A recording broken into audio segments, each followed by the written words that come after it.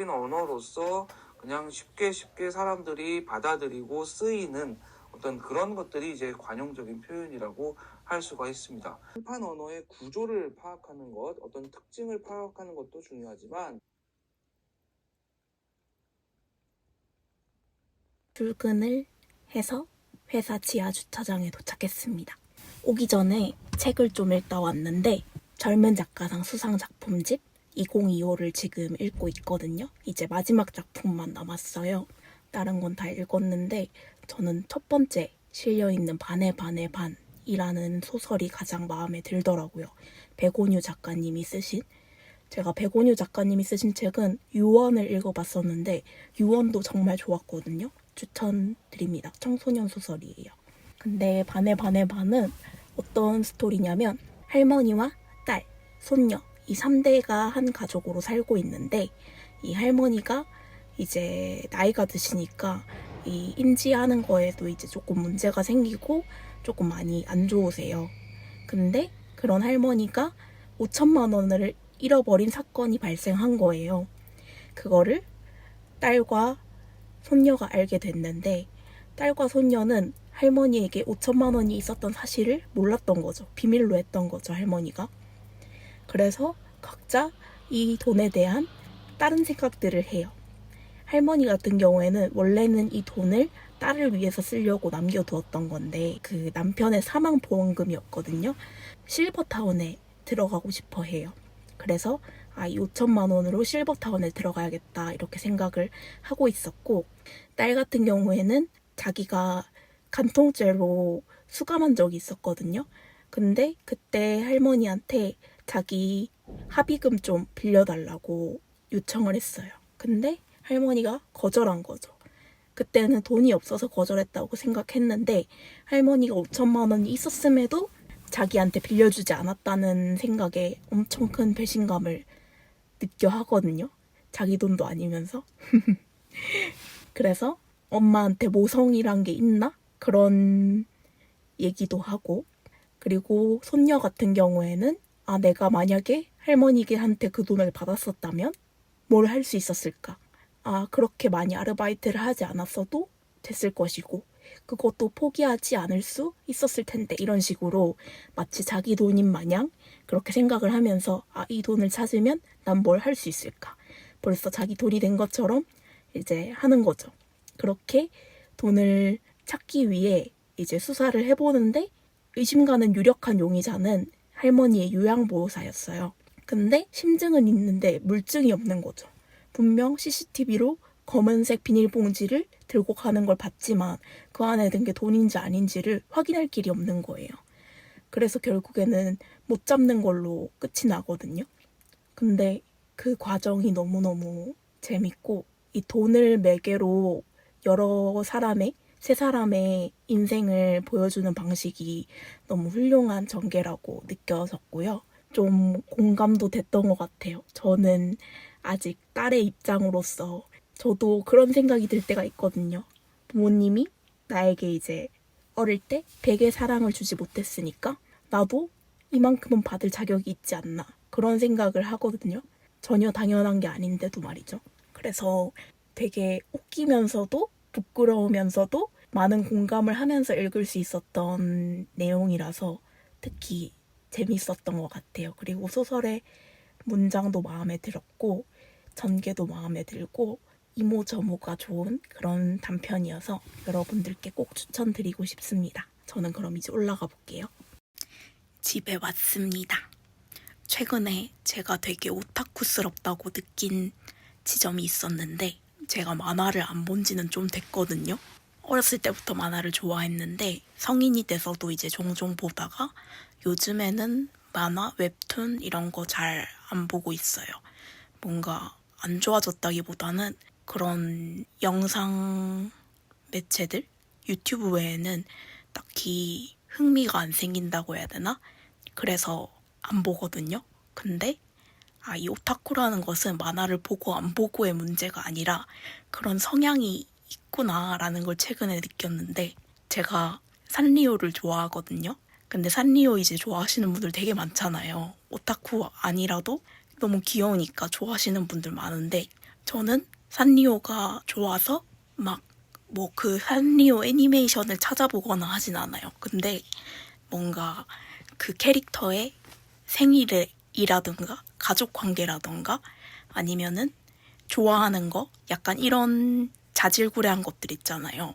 그런 포인트들을 좋아하고 그런 게 이제 피드에 떠서 이제 막 정리된 거 보고 있으면 너무 재밌고 인기 순위 이런 투표한 것도 이제 올해는 누가 몇 등 했는지 너무 궁금하고 그런 지점이 오타쿠스럽다고 생각을 했어요. 한 번 오타쿠는 평생 오타쿠겠구나 그런 생각이 들더라고요. 이런 거를 좋아한다는 점에서 되게 신기했습니다, 혼자. 아마 정말 마음에 드는 애니메이션이 또 나오면 또 진정한 오타쿠가 또 되지 않을까 생각합니다. 근데 요새는 그런 심금을 울리는 애니메이션이 없어서 아쉬워요. 하는 거죠. 자, 누군가 칭찬할 때 이런 아포파시스를 활용하는 건데, 안청말을 활용하는 건데, 첫 번째 이렇게 던진다고 치죠. 이번 일도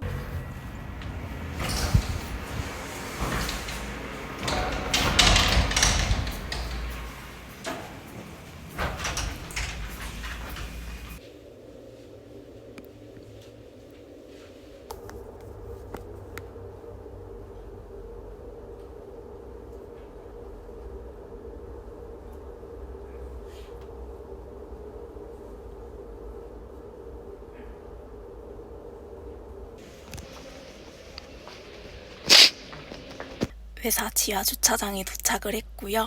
오기 전에 도서관에 들러서 책을 좀 읽다 왔습니다. 최은영 작가님의 쇼코의 미소를 읽고 왔는데 도서관에서 눈물을 훌쩍훌쩍 흘렸어요. 가족이라고 해도 절대 다 알 수 없는 면이 있고 내가 알아왔던 부모님, 조부모님의 일면을 난 알고 있을 뿐이지 그분들의 아픔과 고통과 또 그런 것들을 뭔가 이 주인공처럼 그분들이 돌아가시고 없어지고 난 후에 알게 될까봐 조금 무섭게 느껴지는 그런 소설이었습니다. 아, 왜 눈물이 나지? 그러니까 뭐다? 있을 때 잘하자. 사실 이 소설은 옛날에 읽어본 책이었는데 제가 소설 읽기에 익숙하지 않았었을 때 이 쇼코의 미소랑 최은영 작가님의 내게 무해한 사람 이 소설집 두 권을 다 읽어봤던 것 같거든요. 그래서 기억이 안 나는 거예요. 어떤 내용이었는지 감상도 기억이 나지 않고 그래서 오늘 다시 그 두 권을 빌려봤는데 아주 좋은 선택이었다라는 생각이 듭니다. 그러면 올라가 보겠습니다. 퇴근했고요. 오늘은 네일을 하러 왔습니다. 과연 어떤 네일을 할까요? 제가 이번 주에 일본 여행을 가기 때문에 그것과 관련된 네일을 좀 해보려고 합니다. 기대돼요.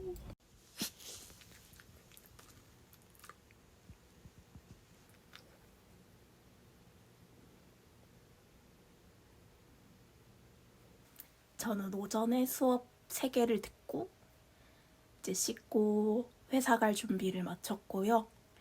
지금 한 나가기 20분 정도 남아서 카메라를 켜봤습니다. 이번 주에 일본 여행을 갈 거라고 했잖아요. 그래서 계속 들떠있는 상태예요. 내일 저희 회사에서 새로운 서비스를 오픈하거든요. 기대도 되고 좀 떨립니다. 마케팅이 제발 잘 돼서 많은 분들이 저희 서비스를 사용해 주셨으면 좋겠는데 그렇게 되겠죠? 지금 일주일 넘게 이제 오후 출근을 하고 있는데 느낀 점은 컨디션 관리도 되게 잘 되고 일과 공부의 균형이 진짜 잘 맞는 것 같다는 생각이 들어요. 그래서 현재까지의 만족도는 100%입니다. 글도 원래 이렇게 반타임 일하기 전까지는 진짜 거의 못 쓰고 써도 진짜 숙제하듯이 그렇게밖에 써지지가 않았거든요. 근데 한결 여유로워지니까 글을 쓰기에도 훨씬 좋은 것 같고 똑같이 써도 퀄리티가 그래도 조금 더 나아지는 것 같아서 기분이 좋습니다. 오늘 아침에도 책을 조금 읽었는데 젊은 작가상 수상작품집 마지막 작품 물결치는 몸, 떠다니는 혼을 다 읽었거든요. 저는 SF적인 소설을 좋아하지 않는데 그런 과학이나 이런 거에 관심이 없어서 그런가 그런 소설은 그렇게 흥미가 안 생기더라고요. 근데 요것도 SF적인 요소들이 들어가 있는 소설이어서 사실 막 엄청 몰입해서 읽진 않았지만 그래도 왜 상 받았는지 알겠다 싶을 정도로 이 상상력이 엄청 뛰어나고 그 설정을 풀어내는 능력이 엄청 뛰어나신 것 같아요. 그리고 누구나 한 번쯤 생각해 봤을 법한 주제지만 그거를 이렇게 비틀어서 보여준다는 거 또 대단한 것 같아요.